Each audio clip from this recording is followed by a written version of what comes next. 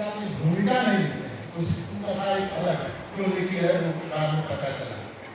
लेकिन उसकी हिंदी देखने को लगता है रसिया में भी हिंदी का प्रचार अनिल जन्मेजय जो भारतीय मूल के हैं वहाँ पर जाकर हिंदी का प्रसार कर रहे हैं, वहाँ के विश्वविद्यालय में वह पढ़ा रहे हैं। हिंदी की एक लेखिका हैं जो बहुत चर्चित हैं, जिसे उषा किम्बला, विस्कॉन्सिन यूनिवर्सिटी में वो हिंदी पढ़ाती थे और उनकी सबसे चर्चित कहानी जिसे हिंदी कहानी की पहली कहानी कहते हैं वापसी। उसके अलावा लंदन में कई लोग लिख रहे हैं, हिंदी में लिख रहे हैं, प्रवासी है बहुत बड़ी, जहाँ जहाँ प्रवासियों की संख्या है वहाँ हिंदी अपना मूल रूप से कर।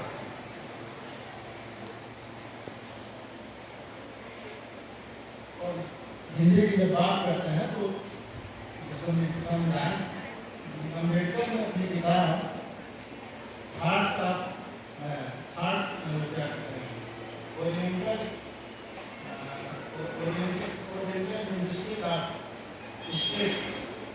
सबसे ज्यादा किसी विषय को लेकर विवाद हुआ था तो हिंदी को लेकर लिखते हैं, लेकिन हिंदी हमारी राष्ट्रीय भाषा बनी और जब राष्ट्रभाषा बनी तो राजेंद्र प्रसाद बहुत प्रसन्न हुए। वह हिंदी का सम्मान करता करके वो बात हम कहते हैं कि हिंदी जो है और भाषाओं से शब्दों को लेकर समृद्ध होगी। ये पहली बार है कि यह राष्ट्रभाषा के रूप में स्वीकार की गई। स्विट्जरलैंड जैसे छोटे देश में 3 भाषा बोलते हैं। ये हमारे लिए सौभाग्य की बात है कि हमारे देश में हिंदी राष्ट्रभाषा के रूप में अपनाई। ये अलग बात है कि कुछ स्टेट जो राजनीति का शिकार है लेकिन वहाँ भी हिंदी है, ऐसा नहीं कि हिंदी नहीं है। और हिंदी क्षेत्रों में जैसे महाराष्ट्र है, तेलंगाना है, कर्नाटक है, आंध्र प्रदेश है, इन या पूर्वोत्तर के राज्य है, इनमें भी हिंदी है। ऐसा नहीं कि हिंदी नहीं है। हिंदी सिनेमा के जितने सुपरस्टार हैं जो वो हिंदी नहीं हिंदी से बने। यहाँ पर कि हमारे प्रधानमंत्री आज जो प्रधानमंत्री हैं उनको वहाँ तक पहुँचाने में हिंदी की बहुत बड़ी भूमिका है। इस तरह से हिंदी दिन प्रतिदिन जो है बढ़ती जा रही है, चाहे मीडिया के माध्यम से या लेखकों के माध्यम से या जो भी आधुनिक जो सुविधाएँ हैं, कंप्यूटर में उसको सबसे उद्गम भाषा के रूप में बनाया है। और एक जमाना था कि बाजार से ग्राम खरीदार, लेकिन अब वो स्थिति नहीं है। बाजार आके खा सकते हैं और बाजार में सामान बेचने के लिए आपको भाषा की आवश्यकता पड़ती है, क्योंकि हिंदुस्तान जो है एक बहुत बड़ा बाजार है। हर 6ठा आदमी जो है हिंदुस्तानी है। तो हिंदी सीखना विज्ञापनों की भाषा है। अपने सामान को बेचने के लिए हिंदी को सीखना ही पड़ेगा, इसलिए एक दबाव भी। और बड़ी बड़ी कंपनियां जो हैं अपने को हिंदी सिखा रही हैं, विश्वविद्यालय सिखा रहे हैं। और हमारे देश में या दुनिया में 150 ऐसी संस्थाएं हैं जो हिंदी सिखाने पढ़ाने का काम कर रही हैं, जो सरकारी भी है और सरकारी भी है। कुछ शैक्षिक संगठन है जो उस काम को कर रहे हैं। उसका जिक्र मैं करना चाहूँगा। अंतर्राष्ट्रीय स्तर पर जो समितियाँ हैं उनकी केवल चर्चा करके मैं बहुत समय नहीं लेना चाहता हूँ, क्योंकि बहुत सी चीज़ें कही जा चुकी हैं। अभी वर्जीनिया अंतर्राष्ट्रीय हिंदी समिति जो हिंदी के प्रचार प्रसार के लिए अंतर्राष्ट्रीय हिंदी समिति से अमेरिका ने वहाँ काम करे कथा, वहाँ पर कथा नाम से एक समिति है जो वहाँ काम कर रही है। विश्व हिंदी सचिवालय हमारी सब वहाँ के बड़े मोड़ों को बड़े प्लेयर्स और आपके उत्तर दिखे विनोद कुमार महासचिव थे और साथ ही 3 साल हो गए। हिंदी परिषद करके नीदरलैंड में हिंदी प्रचार सभा मॉरिशस में है। हिंदी शिक्षा संघ दक्षिण अफ्रीका में है। हिंदी समाज सिडनी में इस तरह संस्था काम करे। हिंदी सोसाइटी सिंगापुर में है, वहाँ पर अभी आई वहाँ पर संजय सिंह ने कोई बड़ा कार्यक्रम किया, वहाँ पर मुक्ता रानी वाली बनारस की है, लेकिन वहाँ पर हिंदी को लेकर बड़ा काम। ऑस्ट्रेलिया में रेखा राजवंशी हिंदी के प्रसार तो इस तरह से देशों में यहाँ से जो प्रवासी है वो तो कर ही रहे हैं, लेकिन विदेशी लोगों ने इस हिंदी को समृद्ध करने में बड़ा योगदान दिया। और खासतौर से जब हिंदी साहित्य का इतिहास पढ़ाते हुए तो गारसा बतासी की जरूर चर्चा करते हैं। इतिहास लेखन का जो सबसे पहला काम किया गारसा बतासी हिंदुस्तानी करके उन्होंने ग्रंथ लिखा, जिसका हिंदी में अनुवाद लक्ष्मी सागर वासवे ने प्रयाग से करा है, हिंदुस्तानी के रूप में और उपलब्ध है। उसके अलावा जो उनकी किताबें हैं, लेकिन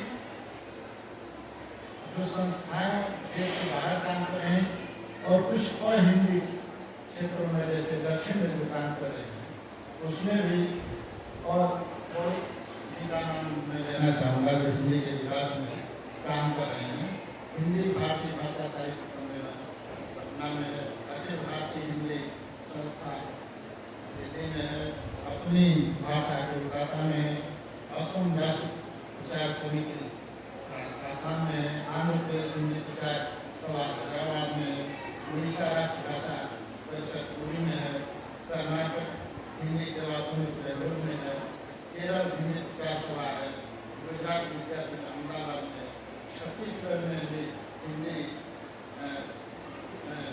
छत्तीसगढ़ प्रदेश हिंदी साहित्य सम्मेलन रायपुर जो हिंदी के विकास के लिए तो हिंदी का ही क्षेत्र है, छत्तीसगढ़ी को हमको उससे अलग नहीं करते। इसलिए मैं जब पहले ही चर्चा किया तो मैं कहा कि जब हिंदी की चर्चा करेंगे कोई हिंदी प्रदेशों मैंने पूरा हिंदी प्रदेश है, इसमें छत्तीसगढ़ी है, अवधी है, बघेली है, ब्रज भाषा है, और ये जितनी भी बोलियाँ हैं, भोजपुरी है, मैथिली है, ये सब उसी के अंतर्गत भाषा है, उनकी बोलियाँ हैं जो हिंदी को समृद्ध करने में काफ़ी योगदान किया।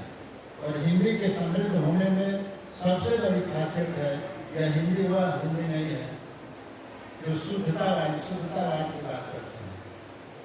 भाषा के मामले में शुद्धतावाद नहीं करता होगा। यह ग्रहण करने जो भाषा सबसे ज़्यादा शब्दों को ग्रहण करेगी उसी का भविष्य उज्जवल होगा। यह अंग्रेजी में है और हिंदी में है।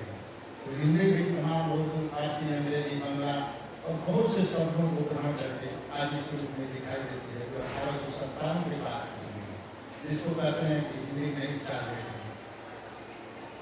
जिसमें उपन्यास, कहानियाँ, तमाम चीज़ें लिखी जा रही हैं।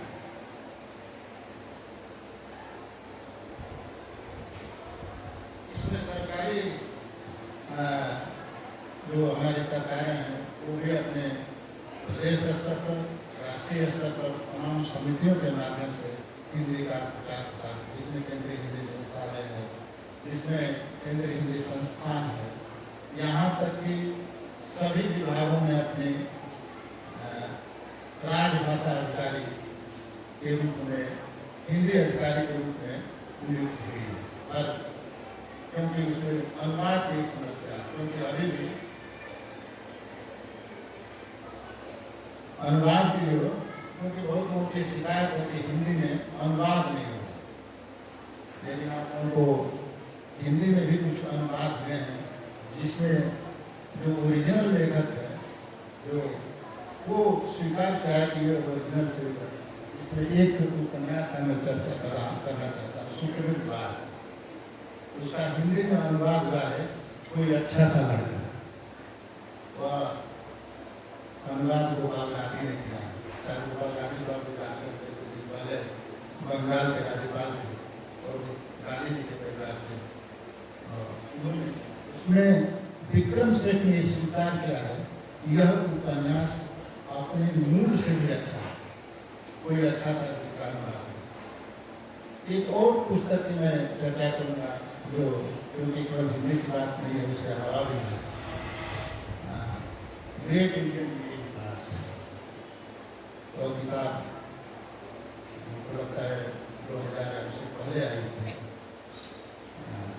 जिसका अनुवाद अभय कुमार दुबे ने किया है, मध्यम वर्ग की अजीब दास्तान। वह बहुत बेहतरीन बना है। ऐसा नहीं है कि अनुवाद के रूप में भी काम हो रहा है। शिक्षा के रूप में तमाम विश्वविद्यालयों में हिंदी पढ़ाई जा रही है। दुनिया के 15 से अधिक ऐसे देश हैं जहाँ पर हिंदी चेयर की स्थापना की गई। यहाँ पर लोग इस देश से जाते हैं और 2 साल की डेपुटेशन बनाकर वहाँ शोध और अध्यापन का कार्य करते हैं। या ऐसे 15 देश हैं जहाँ पर हिंदी सिखाई जाती है। सिखाने के लिए, उसके प्रचार प्रसार के लिए सरकार कार्य करती है। और उसकी संस्थाएं तमाम जगह हिंदी में पुरस्कार दिए जाते हैं। हिंदी साहित्य अकेडमी बनी हुई है, वह भाषा के प्रचार प्रसार के लिए ही है। और यहाँ पर बहुत है कि हम लोग जो है उसका प्रयोग जो है नहीं कर रहे हैं। हाँ, उसमें विदेशी विद्वानों की भूमिका के बारे में मैं कह रहा था। तो एक नाम जो काशी का लिया, दूसरा नाम, कई नाम चर्चा में थोड़े शब्दों में करना चाहूँगा। एक नाम उसमें है डॉक्टर जॉन विल्काश का नाम सुना। और यह पेशे से चिकित्सक फारसी के हिमायती थे और इन्होंने कलकत्ता में फूड ब्रिगेड डायरेक्ट किया स्थापना 1800 में और हिंदी मुंशियों की नियुक्ति की, जिसकी प्रशंसा आचार्य द्विवेदी ने की। तो विदेशी विद्वान जो है हिंदी में कितना पहले काम कर रहे हैं। दत्तासी का मैं नाम लिया, दूसरा नाम विकास का है। उन्होंने केवल हिंदुस्तानी की हिमायती थे और किताबें लिखी। एक डिक्शनरी ऑफ इंग्लिश एंड हिंदुस्तानी, एक grammar of Hindustani, oriental linguistics उनकी एक किताबें हैं।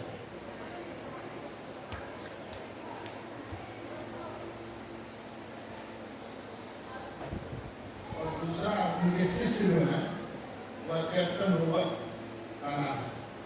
रोबर्ट एडनबियान उनका जन्म हुआ था, लेकिन वह इनके ब्रिटिश इंडियन मॉनिटरिंग और इंग्लिश हिंदुस्तान डिक्शनरी को तैयार कराने में जो सबसे ज़्यादा सहयोगी भूमिका निभाई की रही इनकी रही।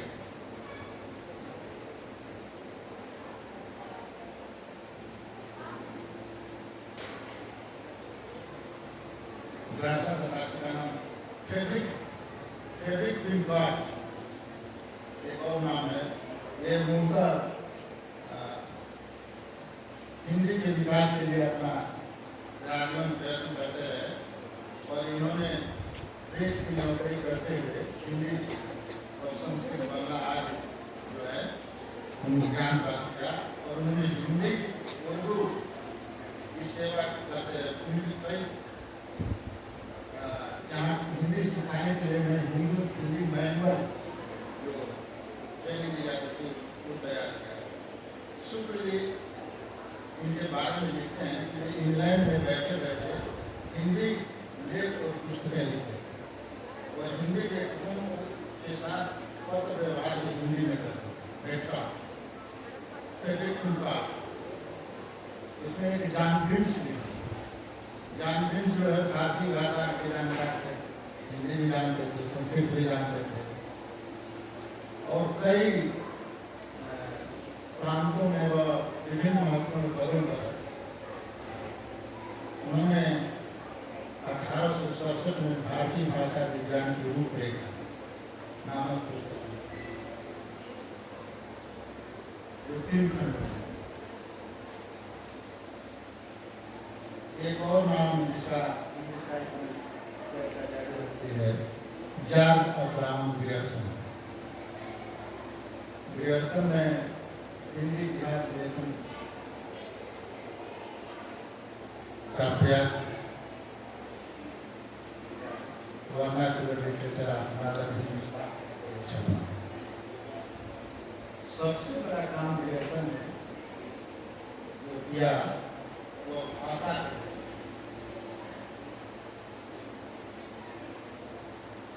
विवेचन,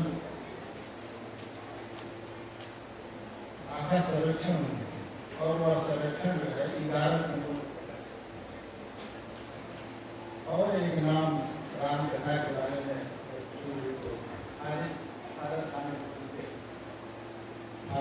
भारत कामिल गुरके जो उनका शोध प्रबंध का जो विषय था वो राम कथा उत्पत्ति और विकास,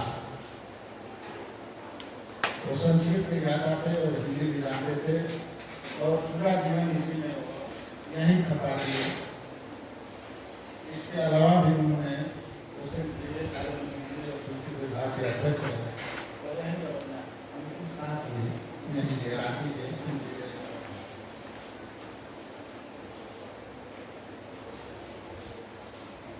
और एक नाम जो विदेशी विद्वान है एडविन गिट जो है मिर्जापुर में पादरी बनकर आए, पादरी के रूप में जैसे मैंने हिंदी के विकास में मिशनरियों का योगदान भी अहम रहा, चाहे जिस रूप में रहा, क्योंकि अपने धर्म का प्रचार के लिए भाषा की आवश्यकता थी, इसलिए वह हिंदी भाषा को अपनाने का काम किया। गिब्स ने 5 किताबें जो है अपने धर्म प्रचार के लिए हिंदी में लिखी। यहाँ तक कि उनका एक लेख तुलसीदास का जीवन चरित्र ये नागरिक सभा में से प्रकाशित हुआ, यह हिंदी में प्रकाशित हुआ। 1896 में उन्होंने आधुनिक हिंदी का व्याकरण एडविन गिब्स ने लिखा। इस तरह से देखें तो हिंदी का प्रचार प्रसार जो है विदेशी विद्वानों के लिए बड़ी भूमिका रही उनका, और आज हिंदी इस रूप में दिखाई देते हैं उनकी भूमिका अहम रही। बहुत से सारे विद्वान हैं जिनका नाम नहीं ले रहे, लंबी फेहरिस्त और आज भी लिख रहे हैं। कोपेन है जर्मनी में, कोपेन यूनिवर्सिटी में रॉबर्ट और जैसे लोग हैं हिंदी शिक्षण का काम कर रहे हैं। डेनमार्क के देश में हिंदी पढ़ाई जा रही है। इस तरह से हिंदी का जो विकास जो है वैश्विक स्तर पर बढ़ रहा है, उत्तरोत्तर बढ़ रहा है। इसीलिए यह दुनिया की सबसे ज़्यादा बोली जाने वाली बोली है। और जो इसके रोजगार की बात है, जब भाषा की बात आएगी तो वो रोजगार, क्योंकि जब इसमें सिनेमा है, साहित्य है, अनुवाद है और सारी, यहाँ तक कि हमारी जो नई शिक्षा नीति है, नई शिक्षा नीति 20 जिसमें स्थानीय बोलियों में शिक्षा दी जाए की बात की गई है। अपनी भाषा में शिक्षा पर बहुत बल दिया गया है, जो सबसे इसकी अच्छाई है। रामूर्ति कमीशन जब बना था 1990 में, उसमें भी इसकी इस पर जोर दिया गया था। लेकिन जो शिक्षा नीति 2020 है, इसमें सबसे ज़्यादा इस पर बल दिया गया है, जो उसकी सबसे खासियत है उस शिक्षा नीति। क्योंकि जिस भाषा, जिस अंग्रेजी की हम बात करते हैं, जिसको सीखने में कई साल लगते हैं और कभी भी ठीक से नहीं समझ पाते हैं। हमारे देश में मुश्किल से 5% लोग हैं जो हिंदी अंग्रेजी बोल पाते हैं, लेकिन हमारा झुकाव उधर है। मैं ये नहीं कहता कि अंग्रेजी और अन्य भाषाओं को नहीं जानना चाहिए, उन भाषाओं को जानते हुए भी हिंदी में अपना काम करना चाहिए, अपनी भाषा के प्रति गौरवान्वित महसूस होना चाहिए। अब जब घर पर हैं तो अपनी बोली में बात करना चाहिए। आप लोगों से इस बंगाली या दुनिया के किसी, उनसे सीखना चाहिए। वह अपने घर में अपनी भाषा का प्रयोग करता है, वो बंगला में बात करता है, दुनिया के किसी कोने में रहे, वो अंग्रेजी भले जानता है और भाषाएं भले जानता है, लेकिन अपने घर में। उसी तरह से आप लोगों को भी छत्तीसगढ़ी में उसको बढ़ावा, क्योंकि ये हिंदी का जो विकास हुआ है इन बोलियों के बल पर हुआ है। ये बोलियां हैं उसकी ताकत है। और जो भारतीय भाषाएं हैं वह हिंदी को समृद्ध की है। इसीलिए जब जवाहरलाल नेहरू विश्वविद्यालय में विभाग खुला तो वहाँ पर एक भारतीय भाषा विभाग था, वहाँ हिंदी विभाग नहीं है, भारतीय भाषा का विभाग। तो इसलिए ये समृद्ध करती है। अपनी भाषा में बात करें, अपनी भाषा में, ऐसा नहीं कि उर्दू के बाद जैसे एक शेर है कि सब मेरे चाहने वाले मेरा कोई नहीं, इस देश में रहते हैं उर्दू की तरह। तो अपनी भाषा मीठी लगती है, अच्छी लगती है। जब हम बाहर जाते हैं तो कोई पूछता है, उधर आकर्षित होते हैं, उधर बड़ी चाहत से देखते हैं कि कहीं न कहीं कोई आदमी है। तो अपनी भाषा को गर्व से उसका प्रयोग किया। तो उर्दू बोलने में बहुत अच्छी है। यह दुर्भाग्य है कि दो भाषाएं जो हैं किसी कोई धर्म की शिकार है और कोई जात की शिकार है, जिसमें संस्कृत किसी खास जात की भाषा बन गई और उर्दू जो है किसी कौम की भाषा बन गई, जबकि उर्दू उनकी भाषा नहीं है। आज भी कश्मीर में जो भाषा बोली जाती है वह डोगरी है, वह कश्मीरी है। बंगाल क्या कहते हैं, बांग्लादेश में जो भाषा बोली जाती है बंगला है। उर्दू का क्षेत्र जो है, उर्दू में प्रेमचंद मूलतः उर्दू में उर्दू के लेखक हैं। उनके जो उपन्यास हैं पहले उर्दू में लिखे गए, उनकी कहानियाँ उर्दू में लिखी गई। यहाँ तक कि उनकी जो कहानी कफन तो पहले उर्दू में जामिया मिलिया में वो रात को लिखे थे, इसीलिए उसके अनुमान में बहुत सी गड़बड़ियाँ हैं। उसमें शब्द का प्रयोग किया गया। जबकि 36 के ज़माने में मधुशाला नहीं हुआ करती थी गाँव में, कलवरिया जगह कलवरिया ये जो जानते हैं गाँव के बाहर अभी भी एक अलवार जाति जो बर्तन देते हैं जिसका छुआ लोग नहीं करते, लेकिन उसका हिंदी अनुवाद हुआ है, इसलिए वो मधुशाला का प्रयोग। उस समय मधुशाला नहीं हुआ, मधुशाला पहले लिखी गई हो लेकिन मधुशाला गाँव में नहीं, कभी कहानी का जिक्र इसलिए नहीं। मूलतः उर्दू में कहानियाँ लिखी। हमारे यहाँ फिराक उर्दू के बड़े लेखक हैं और उर्दू हिंदी ये सब एक दूसरे को समृद्ध करती है। गालिब का एक शेर मैं खुद करके बताना चाहता हूँ, क्योंकि गालिब उर्दू में वैसे ही नहीं कहते, हिंदी में तुलसीदास, वह हिंदी का तुलसीदास, जैसे हिंदी में तुलसीदास हैं उर्दू में गालिब उसी तरह। अब उसको उर्दू और हिंदी क्या कहेंगे कि नुक्ताची गमे जिन उसको सुनाए न बने, क्या बने बात जो बात बनाए न बने। तो क्या दूसरा जो मिसरा है अब उसको क्या कहेंगे कि वो हिंदी है कि उर्दू है। क्या बने बात जो बात बनाए न बने, इसमें कौन सी ऐसी चीज है जो उर्दू है। तो हिंदी उर्दू जो कहते हैं या लिपि का भले अंदर फारसी लिपि हो सकती है, लेकिन हम बोलते हैं लिखते हैं, इसलिए भाषा को लेकर बहुत आग्रही नहीं होना।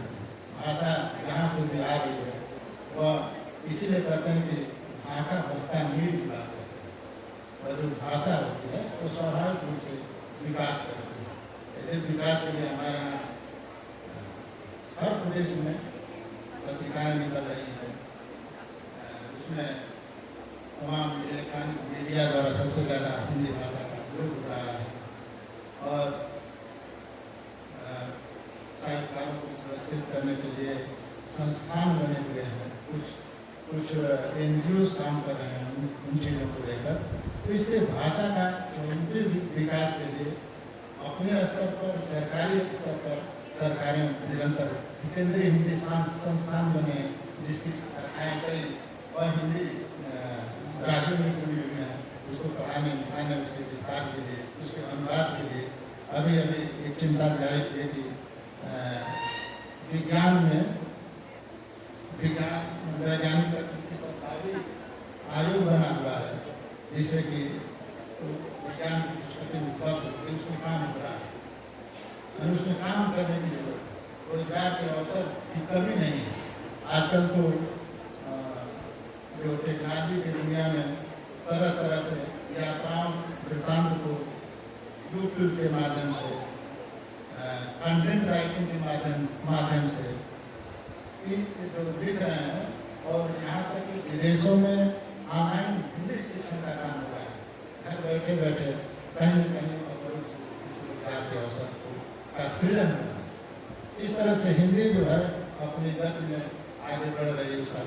जुड़ल है। और मैं अंत में रविन्द्रनाथ टैगोर के इस कथन से अपनी बात समाप्त करना चाहता हूँ। भारतीय भाषाओं के बारे में उन्होंने हिंदी के बारे में कहा है कि आधुनिक भारत संस्कृति एक विकसित सतदल समान है, जिसका एक एक दल, एक एक प्रांतीय भाषा और उसकी साहित्य संस्कृति है। किसी एक को मिटा देने से उस कमल की शोभा ही नष्ट नहीं हो जाएगी। हम चाहते हैं कि भारत की सब प्रांतीय बोलियाँ, जिनमें सुंदर साहित्य सृष्टि हुई है, अपने अपने घर में, अपने अपने घर या प्रांत में रानी बनकर रहें। प्रांत के जन गण मन हार्दिक चिंतन के प्रकाश धूम स्वरूप कविता की भाषा होकर रहे और आधुनिक भाषाओं और हार के मध्य, कहते हैं आधुनिक भाषाओं के हार के मध्य मणि हिंदी भारत भारती होकर विराजती है। इस तरह की बात करते हैं। मैंने स्थानीय बोलियों के साथ साथ हिंदी का विकास निरंतर होता रहे। इन सब शब्दों के साथ अपनी बात समाप्त करना चाहता हूँ। आप लोगों ने इतना देर तक मुझे धैर्य से सुना, इसके लिए बहुत बहुत धन्यवाद। जय जवान।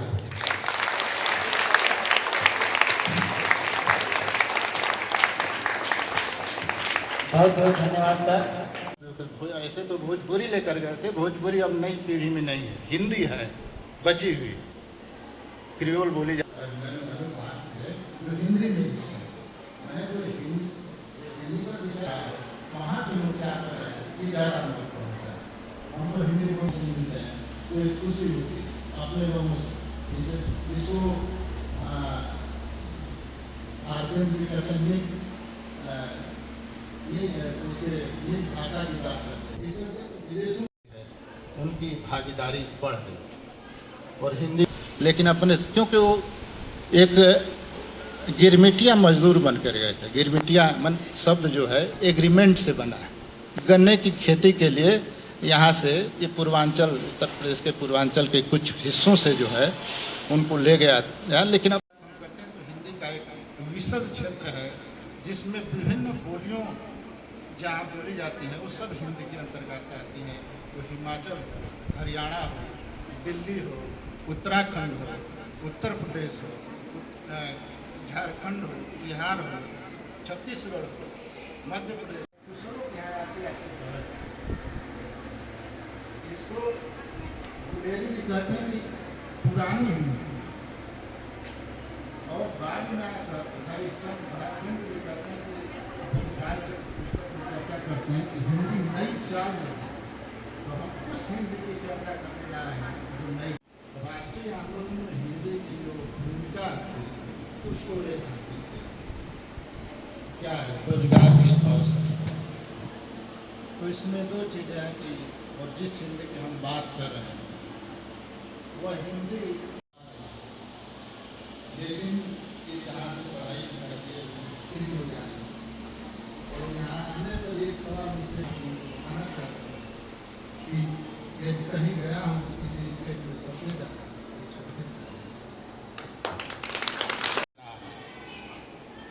काशीनाथ जी का मैं अंतिम शेष रहा, लेकिन बहुत सी चीज़ें आती हैं उसको कहें कि बाद में थोड़ा उस पर भी विकास डालिएगा, उस पर भी बोलें। लेकिन जिस हिंदी आधार पर कुछ चीज़ें याद आ रही हैं उसमें यहाँ से छत्तीसगढ़ मित्र पत्रिका निकलती है, उस जगह का है जहाँ पर क्षय रोग का निदान होता था। उनकी पत्नी को